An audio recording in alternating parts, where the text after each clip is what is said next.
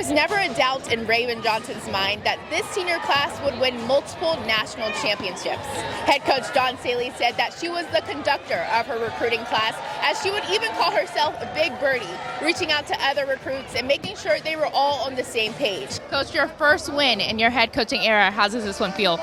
Feels great. It was a little nerve-wracking, but you know, I take these guys to war with me anyway. Welcome to WNBA Weekly. I'm your host, Kendall Lanier. The eyes of the WNBA world are all on Las Vegas as the Aces have won 8 straight games. Asia Wilson has led her team all the way to just a half game back of the 2 seed. Welcome back, and certainly a reigning one here in Dover, still scoreless, but Delaware State has had some close losses in the games. When I talked to Coach Jackson earlier this week, he said it's about everyone being on the same page and coming together on all 3 sides of the ball. Multiple players contributed to this win, 5 different players with rushing touchdowns. What does this do for the confidence of the team to know that anyone can make an impact? Right, man, it builds our confidence, man. We have a mentality, man, you know, any person steps up, man. The countdown to see who will be a national champion is officially here. The drama, the close games, the busted brackets, it's all led to this. The Final 4 teams, South Carolina, Texas, UCLA, and UConn, all look to make history right here in Tampa, Florida. Wide receiver Sean Kendrick is already making a huge impact for this team.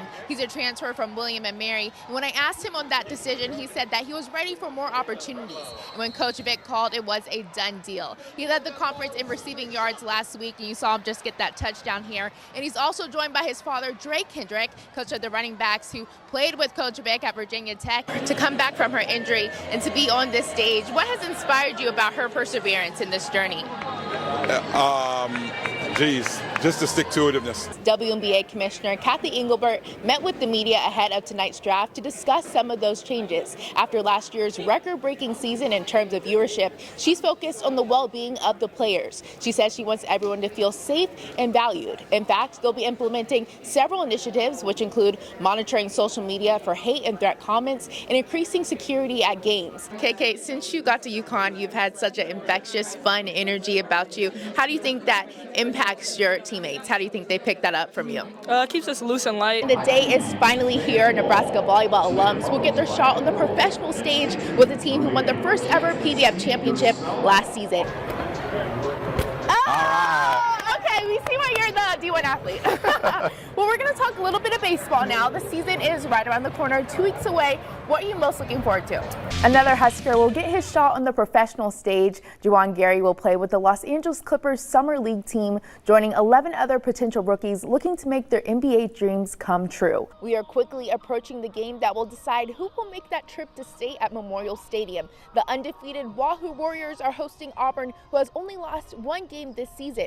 Auburn has been averaging 285 yards on the running attack, and they'll look to lean into that to beat this challenging team. And I know you flipped your commitment back in November from Alabama to Nebraska. What went into that decision?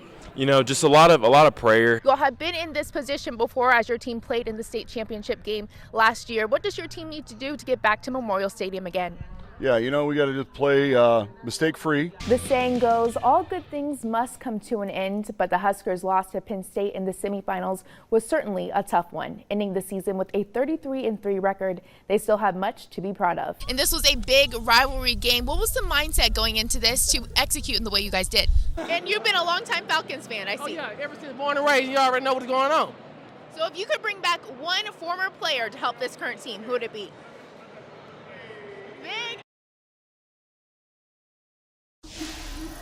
After months of hard work, Kylie McGee is seeing her dream unfold stitch by stitch. I was just sitting in class and I felt like I was DMing companies because I wanted them to like sponsor me or help me get an NIL. And then I just started thinking to myself, like, why am I putting so much hope in these companies when I could be building my brand? From there, After Show, an athleisure company by an athlete for athletes, was born. It has nothing to do with practice or the game. It's everything after it.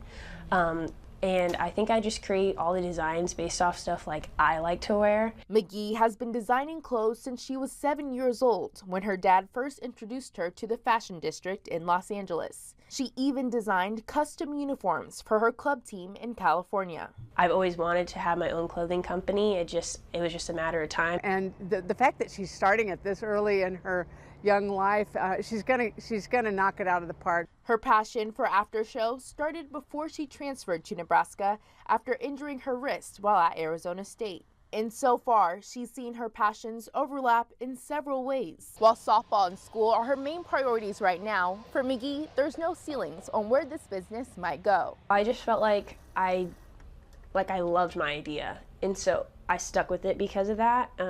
But I feel like if I didn't really believe in it, I probably wouldn't do it. But if there's something that you love out there, like, make it happen. The junior will be dropping new designs later this month on AfterShowApparel.com, and she'll be making her Husker debut on the mound this spring.